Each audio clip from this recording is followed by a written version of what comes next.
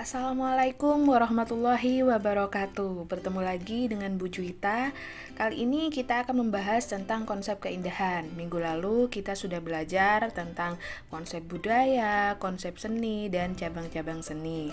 Kita lanjut ke materi berikutnya ya, yaitu konsep keindahan.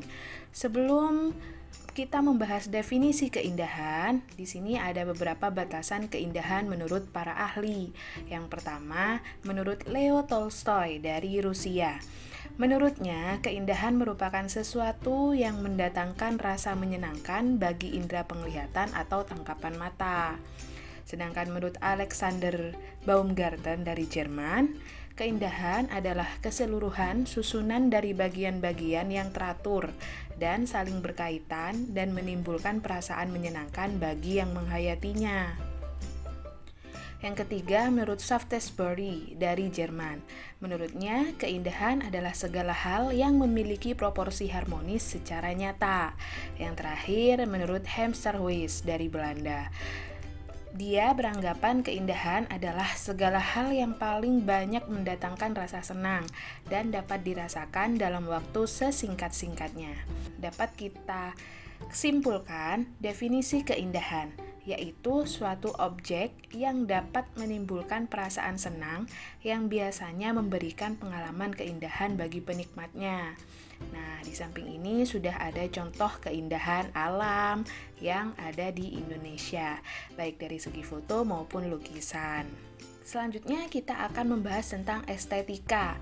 Kalau mendengar kata keindahan, kita pasti berpikir mengenai estetika. Nah, estetika itu apa sih? Mari kita bahas. Estetika bermula dari istilah aesthetica yang pertama kali diperkenalkan oleh Alexander Baumgarten. Merupakan serapan dari bahasa Yunani yaitu aesthetikos dan memiliki makna hal-hal yang diserap oleh panca indera. Lebih lanjut, estetika dapat dimaknai sebagai suatu cabang filsafat yang memperhatikan atau berhubungan dengan gejala yang indah, baik yang ditemukan pada alam maupun seni. Estetika dan filsafat. Secara umum, banyak yang berpendapat bahwa estetika adalah cabang dari filsafat.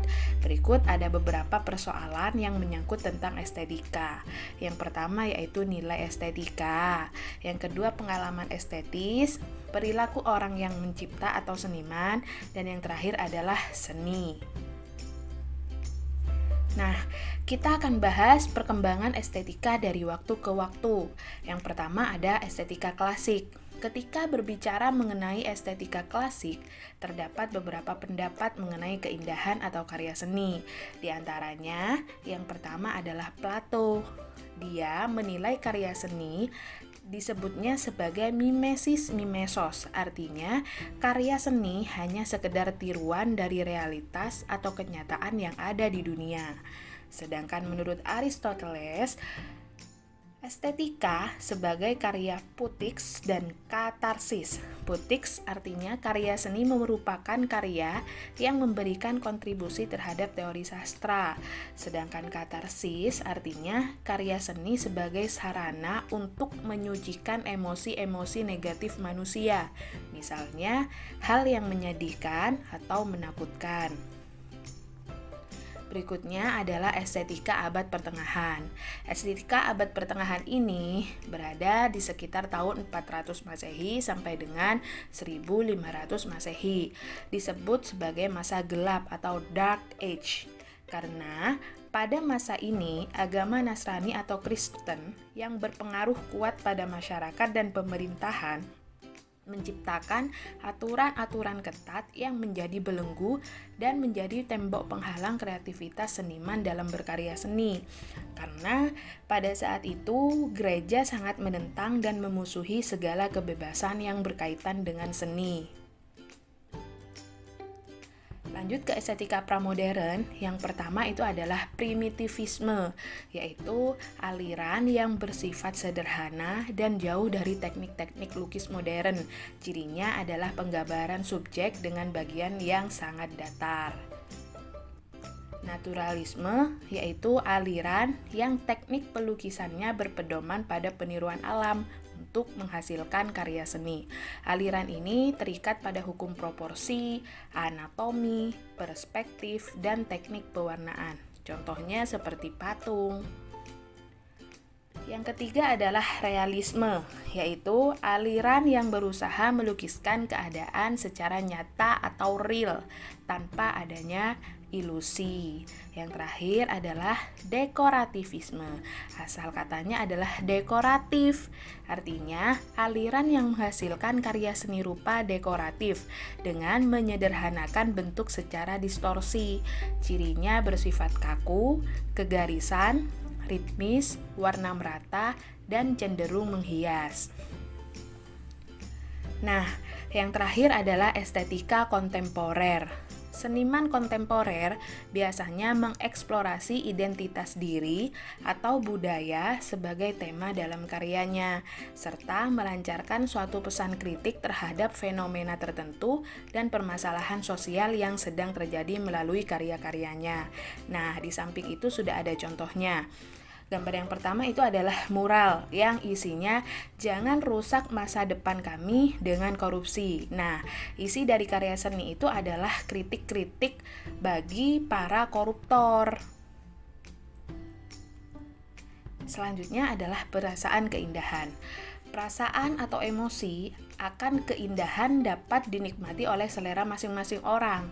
Perasaan keindahan tersebut dipengaruhi oleh dua faktor. Yang pertama adalah kontemplasi. Kontemplasi itu apa? Kontemplasi adalah suatu proses bermeditasi, merenungkan atau berpikir penuh serta mendalam untuk mencari nilai-nilai, makna, manfaat, dan tujuan suatu hasil penciptaan. Kontemplasi ini adalah faktor pendorong manusia untuk menciptakan keindahan itu sendiri. Nah, yang kedua adalah ekstansi. Ekstansi adalah faktor yang berasal dari dalam diri manusia untuk menyatakan, merasakan, dan menikmati sesuatu yang memiliki nilai keindahan.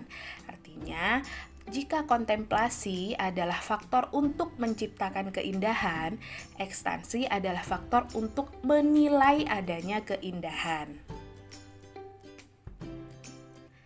Nilai keindahan dalam suatu karya seni itu digolongkan menjadi dua.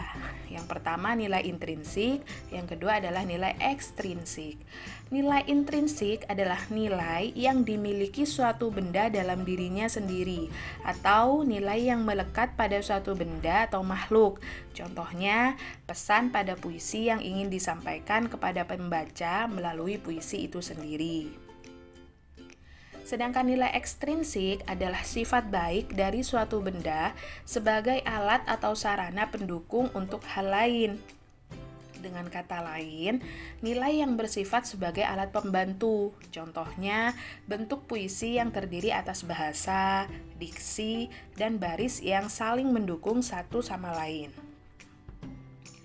Nah, segala sesuatu memiliki prinsip termasuk keindahan. Berikut kita jelaskan atau kita pelajari prinsip-prinsip keindahan.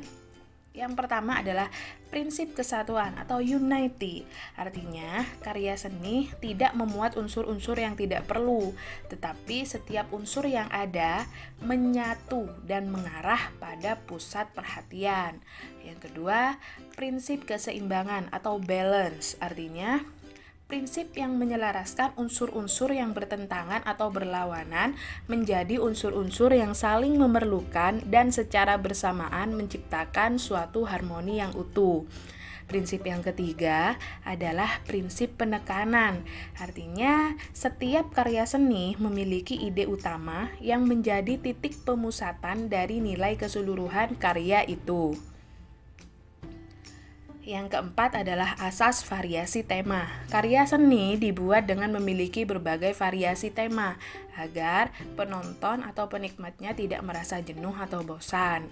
Yang kelima adalah prinsip proporsi. Artinya, karya seni memiliki kesan perbandingan yang ideal. pantas atau sesuai antara unsur-unsur objek satu dan lainnya dengan menggunakan pertimbangan matang dalam suatu kesatuan unsur karya seni. Yang terakhir adalah prinsip keselarasan, prinsip yang mengikat unsur-unsur dalam keseluruhan prinsip keindahan.